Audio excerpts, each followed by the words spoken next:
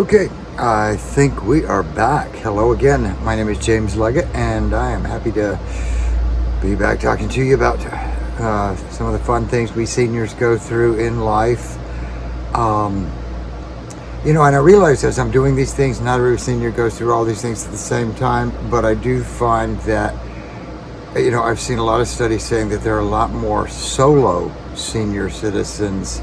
So, I am that. So, of course, I'm interested in knowing numbers on that and finding out statistics. And no, I'm not going to read you every statistic about that, but I will tell you that based on, a number of sources, there are a good amount of not just, a lot of people assume it's just, women because the husband died. And, I think that was probably more true from your World War II era veteran folks, and then you had lots of women left over and the husbands died. More now, a lot is that sometimes it's the women who die, because I think as we saw things, and I don't know this, I am not a doctor, I'm not a scientist, so I'm just giving you a theory. But as we saw the rise in women, having heart attacks, and that becoming a more, common thing, they call it the silent killer. It very well may be, because I know of at least 4 or 5 people that I have known over the years who lost their spouse, their wife. When I say spouse, in that kind, they lost their wife, and my own mother. I'll give a good example. My own mother died at 58. My grandmother died at 61. So that left the husbands in both cases, my father, my grandfather, going on. So, I've seen it not only in my own family, but, many others. So that's just a thing. And so that's sort of what was the impetus of the video here today, is that with senior aging on the rise, and I've even seen like senior dating sites. Have you guys seen those? They're like on the internet. But to me, life goes on, after you lose somebody, and so you decide how that's going to look. Is that going to be in the shape of you want to get back out there and date, and you want to remarry, and that works for some people. Other people, that's not what they want, for whatever reason, and it can be that they're sad or they have a broken heart or whatever. But in many of those cases, not all. A lot of times they will say some people have been together, for a long time again, and this is true of any coupling that, whether it's same sex or opposite sex or black or white, green or yellow. If one of the spouses dies, and and this is the long-term people, usually it's the 40, 50-year people that have been together, one or the other of them will go in the next few years. Now, is that always true? Absolutely not. Absolutely not. But it's one of those trite little sayings people say, but I gotta tell you, more times than not, it's been a thing. But I will say in my generation, I'm in my 60s, and for my generation, I've either seen the get remarried scenario, or I've seen the scenario where they go, no, I'm going to be solo from now on. And then some just are, even though they're not really happy with that, they just are.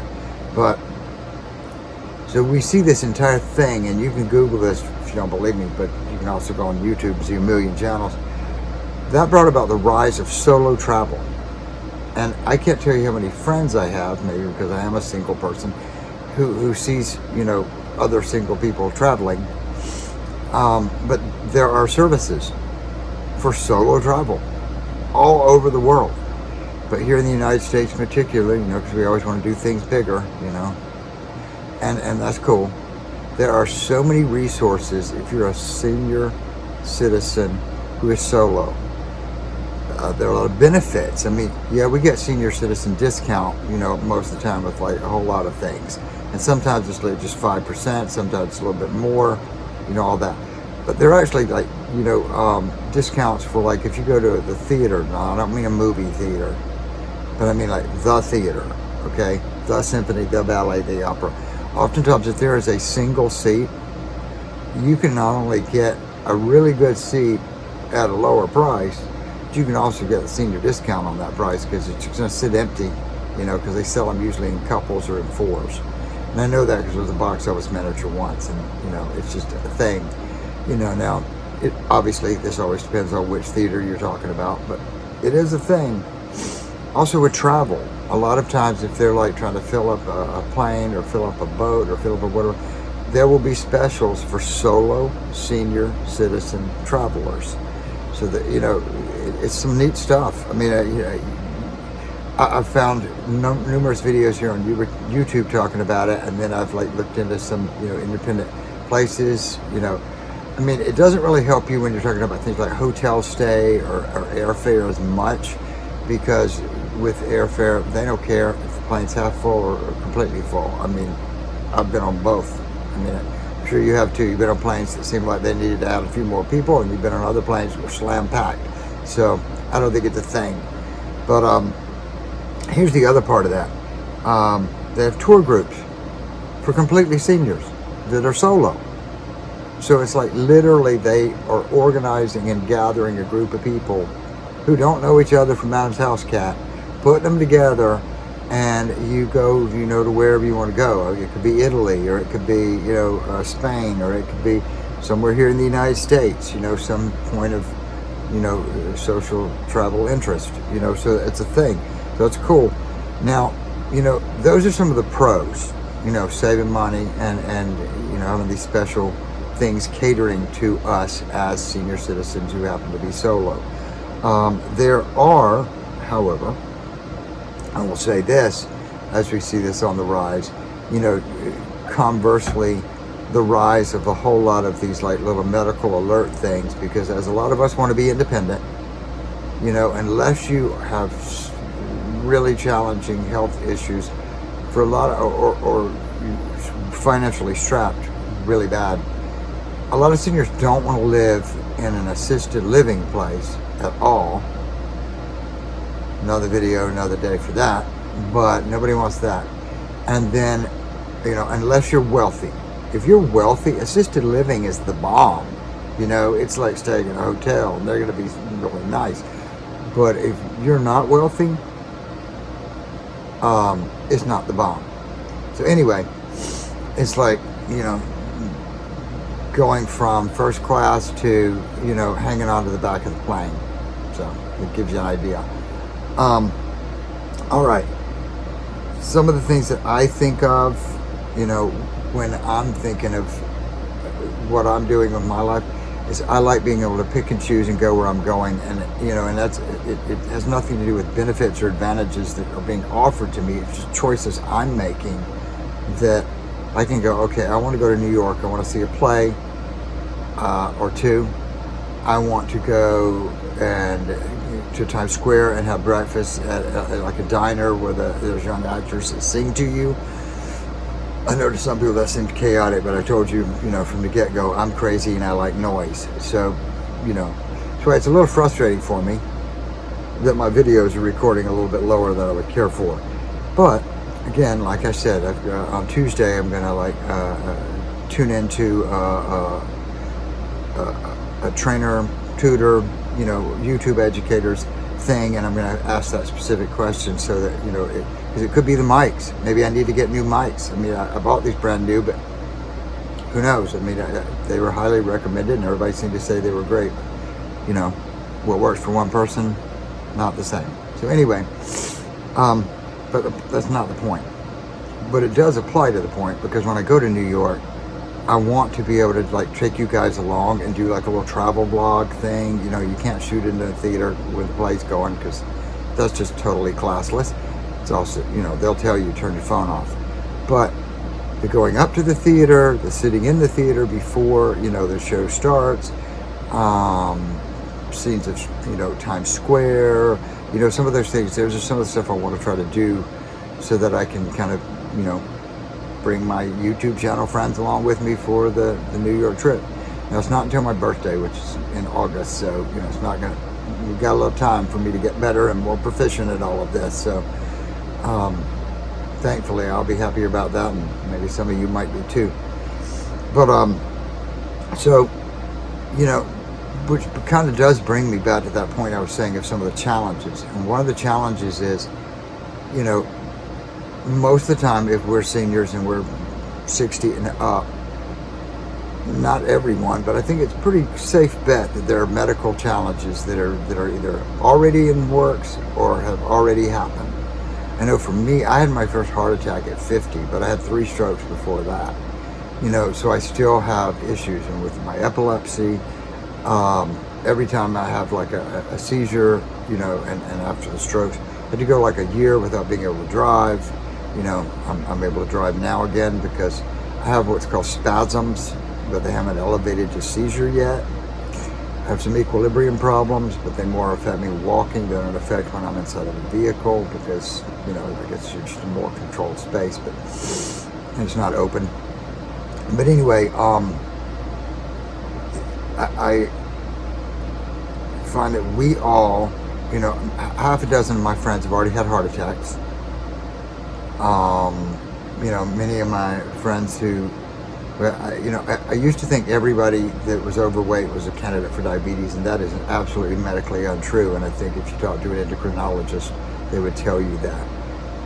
But it's a good way to walk in that direction, I think.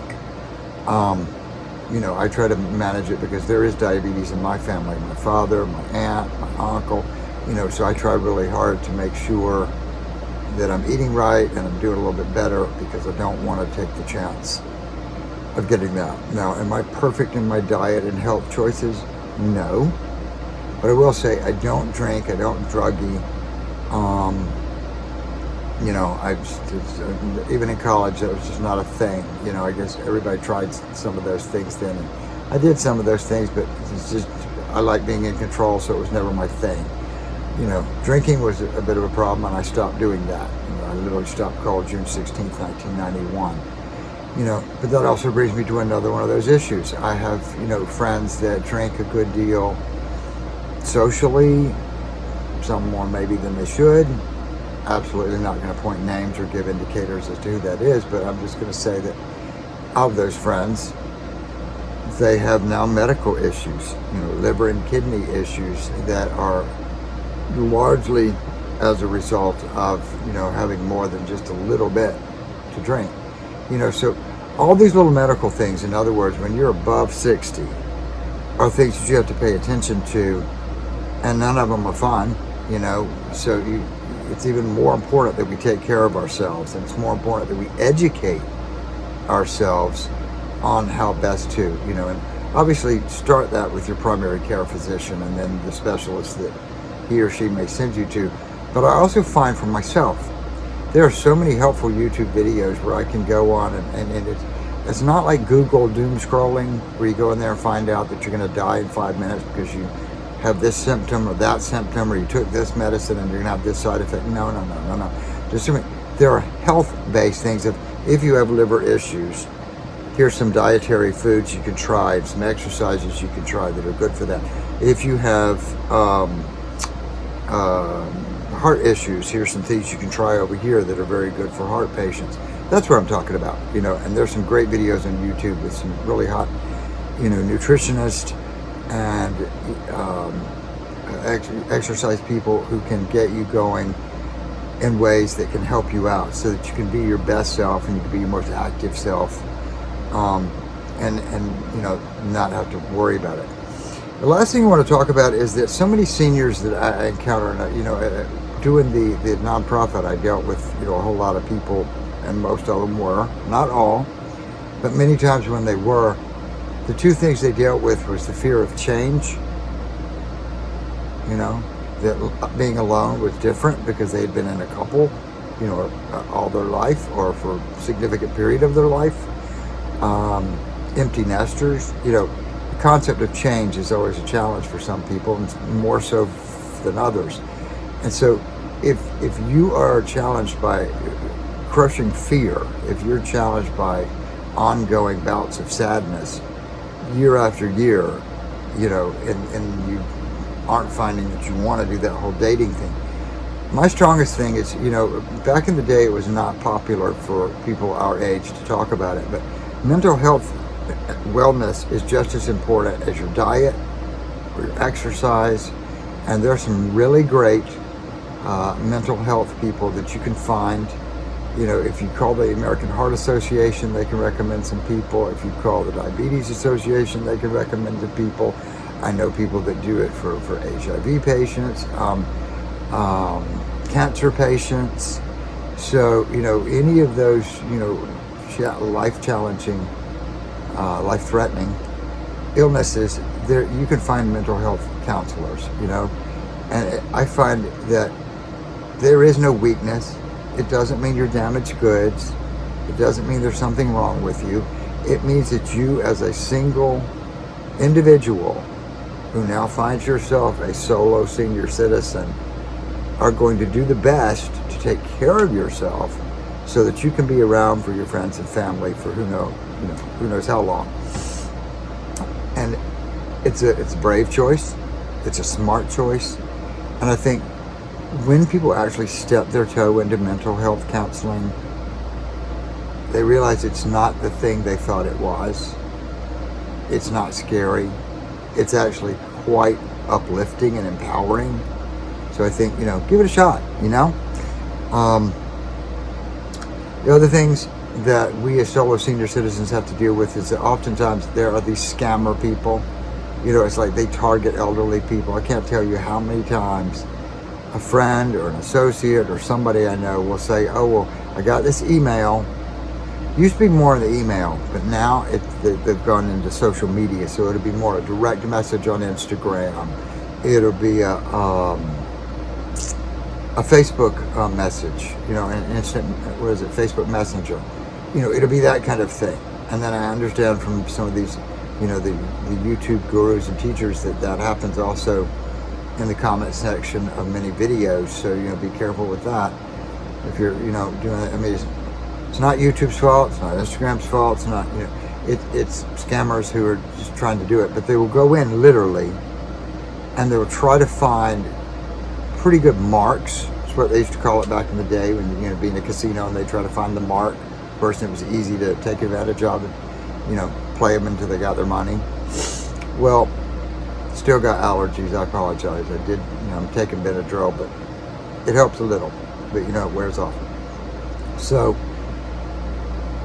many seniors, they see that they're alone because maybe they've described it, maybe they've talked about it, maybe it's in their post, maybe they've posted things about being alone. And the next thing you know, I see it with men and women.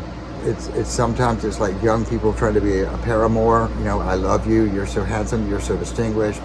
If it's guys, you're so beautiful. You're so elegant. You know, if it's a woman, and it's about the money.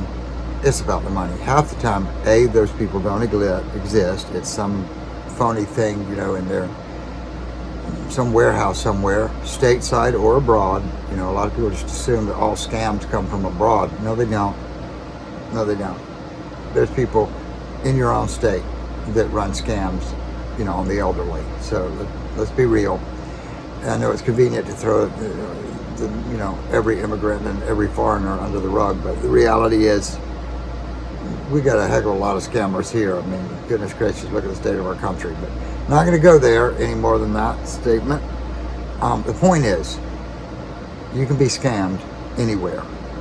So here's the thing, you know, be wise and be careful. If something looks a little hinky, I mean, I know it's hard sometimes because if somebody's been, you know, either divorced or their spouse died and then suddenly somebody's telling them they're attractive, they're beautiful, they're, you know, fun and clever, and they, you know, it is very enticing because, you know, out of that sad place, they've been wanting to have somebody tell them that A, they matter, and B, that they're beautiful. You know, as we get older, whether we have a stroke and our mouth goes down like mine, we don't look like we did when we were 20. Let's just be real. You know what I'm saying? You know, the love handles happen, and, you know, there's little belly issues happen, you know, and I know women can probably understand because they go through the whole menopause thing. So, I mean, thank goodness I don't have to deal with that. But you know what I'm saying? And they do too. So, but for us men, we have our own similar thing. You know, we don't look as young and hot and studly as we thought we were when we were 20 something, and running around. And certainly just the running around can sometimes be a thing. You don't want to do the running around. But somebody flattering you, somebody, making it seem like you're great, it's very tempting. But I challenge people a lot of times, because I've had dear friends go through this. Have you seen this person? I mean, don't tell me, please.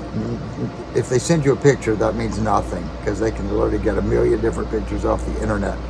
I've literally seen some of these where they will send a picture of like a prominent porn star, male or female. It's not that person. They're just knowing that person's very alluring, and that this person who they've targeted probably isn't going to be aware of who those people are. I worked in the entertainment industry. I saw lots of different people, and I'm not judging. If that's your job, you do your job. But I'm just saying, it's so easy to take advantage of older people, and send them this picture of this hot person, and then the next thing you know, they're, sending 1,000 here and 5,000 here and 500 there, and and little by little, they will. I mean, I've seen cases where they took all their money. I've seen cases where they took, just thousands of dollars. I've seen cases where they convinced them to sign over their house or a stock portfolio. I mean, it's some scary stuff. So here's my suggestion, and it's a solution. There are people. You're not alone. And if you get yourself into a social group, some churches have like little prayer groups. If you're a faith-based person, they're little small groups. You can be in those things, and speak to somebody and say, hey, this person sent me this message, and whatever. Don't hide these things, because sometimes somebody can say, yeah, you get a second eye on the thing, somebody else to listen to what's going on, and they may go, no, that's big red flags. And I know with some people you're like, no, it can't be. They like me. They love me, blah, blah, blah. It's red flags. But you got to be candid about it. You got to realize, you go to somebody, ask them for a candid opinion, and when they give it to you, be willing to accept the fact that you got conned, you got suckered, or that, this person isn't who they seem to be. Because it's a whole lot better to get your feelings hurt in the beginning than to get strung out and somebody, potentially take your money or harm you or, anything. So, yeah, just be careful. If somebody is for real, they're going to come to town and they're going to meet you, they're going to talk to you, and they're going to be, cool with your friends and family. If that's not a deal, and they're certainly not going to ask you for money. So if they want money, they can't be cool with meeting your friends and family. Just say no. I don't care who they are. I don't care how handsome or pretty they are. Just say no. Just be safe, be smart, because you have so much to lose, and it's just ridiculous, And here's the other thing, and again, if you are a faith-based person, if there's somebody meant to be in your life, I believe they'll be brought into your life. You know what I'm saying? So if they're not, well, they won't be. But don't be a fool. I think it was the Old Testament. A fool and his money are soon parted. So, but that's all scare stuff. So I don't want you to be scared. Again, I said we didn't want to have you living in fear, and we didn't want you living in sadness. Those are also things, though, that if you were seeing a mental health specialist, and you bring that up and say, hey, this person is flattering me, they can maybe help you navigate that as well, because I know for some people it can be a little bit embarrassing, but lastly, I just wanted to bring up the fact that it can be a lot of fun being a senior. Being alone does not mean that you're lonely. Now, for some people, that is true. If you hate the silence and you hate not having a significant other around you, that's a thing. And again, I encourage the mental health direction. I encourage like the small group. If you have a civic or social organization or a spiritual organization, whichever you feel most comfortable with. But most of all, just don't sit at home and stare at the wall. Don't sit there and be sad or afraid. There's so much good in this world. There are so many good people in this world that would be happy to include you and to let you be a part of the world that you know, why deny yourself that? I mean, this is, to me, in a way, kind of like a blessing or a benefit that you've got that, you know, isn't involved in any sort of sales campaign. You just literally, you've got the option to have, you know, fellowship or community with fellow seniors. You know, it can be a group of ladies if you're a woman. It can be a group of men if you're a guy. It can be, you know, whatever your comfortable demographic is. I promise you, there is a group that's probably around that could make you feel happy and safe and loved and appreciated. You know, and they may even, you know, depend on you to, you know, to use some of your gifts, and they'll use some of their gifts, you know, for the betterment of the whole group. You know, I've seen a lot of times people do like little skits, or sometimes they, you know, they do a big old cookout and everybody brings different things, you know, and they cooking classes. I mean, so many different things that are available to you if you just kind of step outside in confidence, but also in knowing that you don't have to be alone and sad or afraid. Now, for those of you that like to be alone and like to have that extra solitude like me, you know, still doesn't hurt to get out every now and then, entertain with people. I love that saying, you know, go out and touch grass. Well, it's also good to go out and, you know, spend some time with other human beings, you know, because ChatGPT is not a person. Your pet, as lovely as your pet may be, is not a person. I know for some people that's hard to hear, but let's be honest, you need to have human interaction. And especially if you live far away from your family. You know, so many people I know say, well, their grandkids live in a faraway state, or, you know, whatever the young people are in their life. In my case, nieces and nephews, they may live in the same state, but they're not close. And, you know, they always are kind of busy with all their stuff because, you know, it's part of being young. So it's important to find people your own age to interact with. Finally, it's a balance. It's a balance of finding what works for you and what makes you find happiness. Because being older, I mean, I hesitate to say old age because some people take that, you know, as some horrible thing, but the reality is we're in the, you know, the last throes of this thing, you know. Now, it doesn't mean you're going to die tomorrow, but it does mean, you know, you've passed the young period and middle age. We're now, you know, in the final chapters, and those chapters can be, you know, 10, 20, 30 years. You know, I know people that live to 100. There's people that live in their 90s.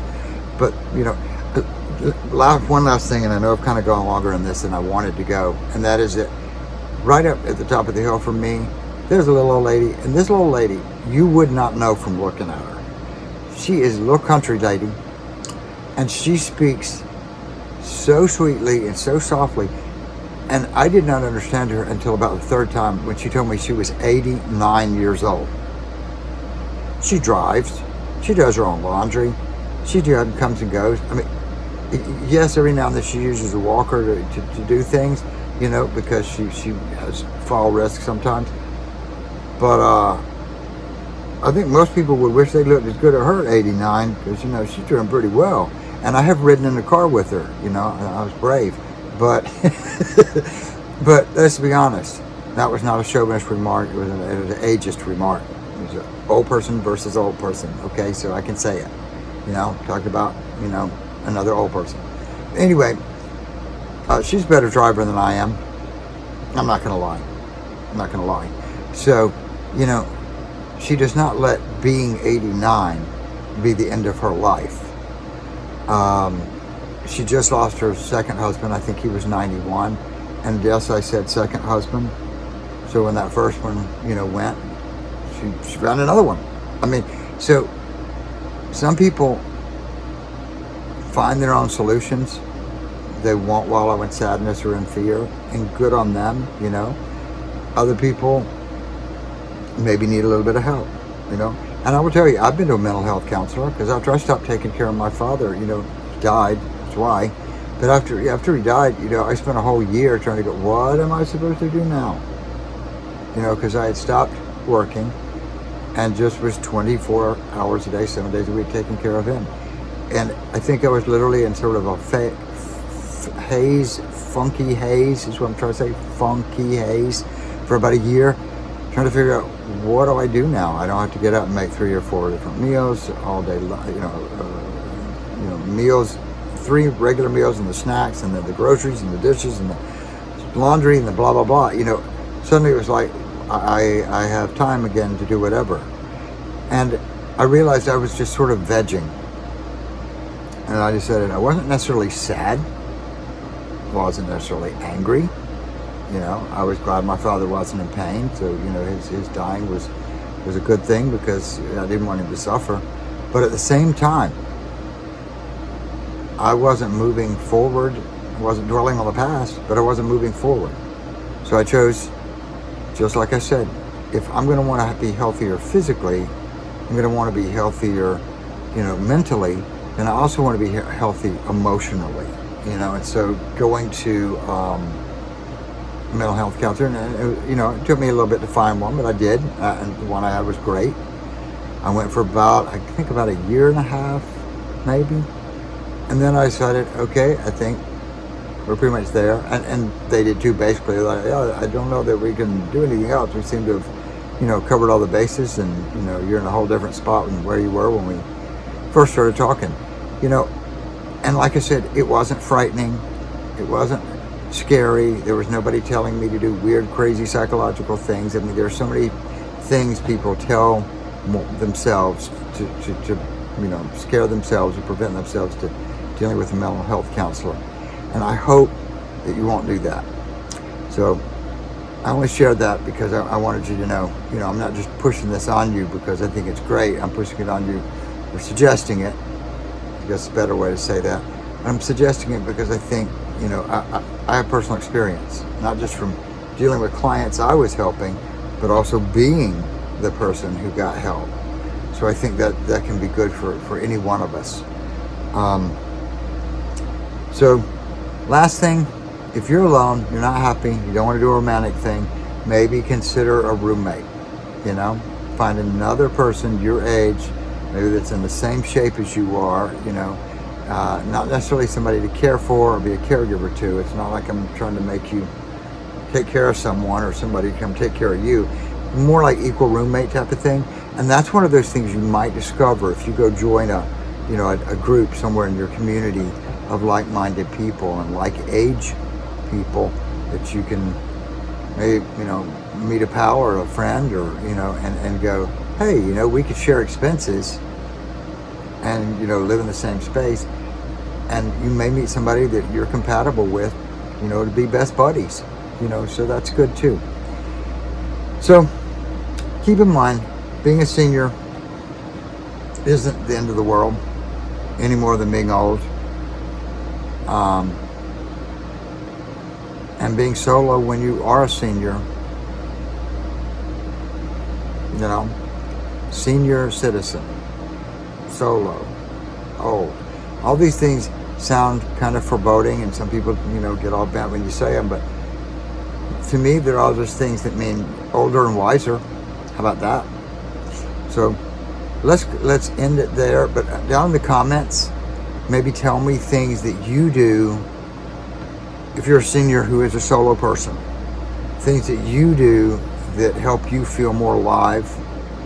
Things that, maybe community groups you belong to, or, a church group, or a poker group every week, or, what are some of the softball team? I don't care. Yes, senior citizens can play softball. I know senior citizens go play pickleball. So keep that all in mind, and maybe throw some things down there in the comments about what you do, because I'd love to know. Maybe also say where you are. Are you in the country, or in your city, or in your suburb? And do you find that there are more things in your area once you look around? If you like the video, if this added value to your day, please hit the like button. And then also, if you'd be so kind, subscribe to the channel so that as I post new things, you will learn more about them. And I think that's about it. So I'm going to say, you guys have the power. You have the power. So be safe and be well.